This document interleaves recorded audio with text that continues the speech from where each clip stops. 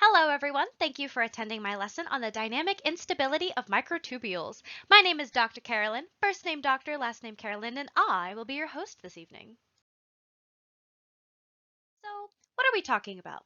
Well, as we know from class, eukaryotic cells are not static in shape. Rather, they need to move and groove all the time.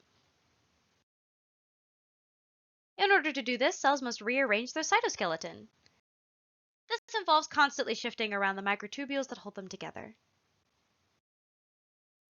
Just think about how convenient it would be if, we could just move our skeleton around just so we can do whatever.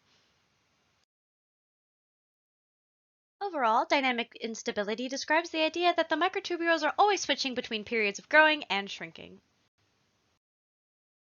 This allows them to move in their environment, reach out and grab things, and quickly adapt to changes in their environment.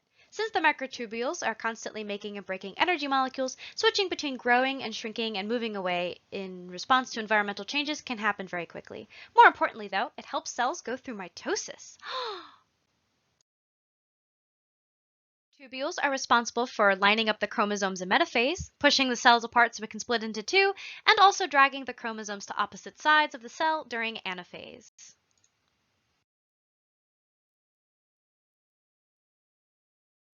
The centrosome is essentially like the boss of the microtubules, telling them to organize to its will during mitosis.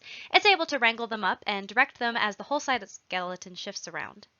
Microtubules also assist in moving the chromosomes apart. This would be an example of shrinkage, as the microtubules will go through pulling and pushing periods to line them up, and then finally shrinkage when the chromosomes pull apart. So, how does this work?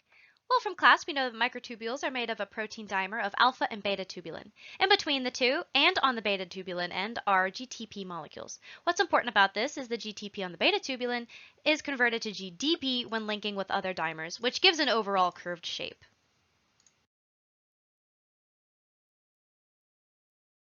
So the plus end, meaning the growing end, is full of GTP tubulin, while most of the core is made of GDP tubulin. The GTP cap on the plus end is what keeps the microtubule stable, while the curvature of the GDP tubulin helps keep the cylindrical shape.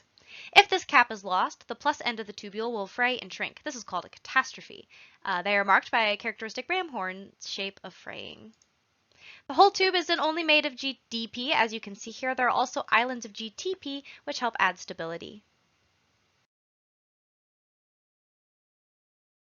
Further, there is an even more stable GTP-like molecule called GMP-CPP. They result in uncompressed dimers that also exist in islands.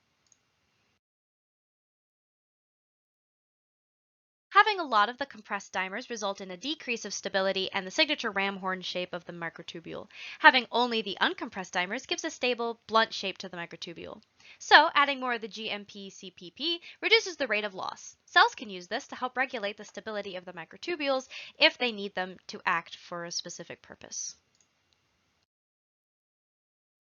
They also provide enough stability that if a catastrophe starts to happen, they're able to pause and repair the fraying.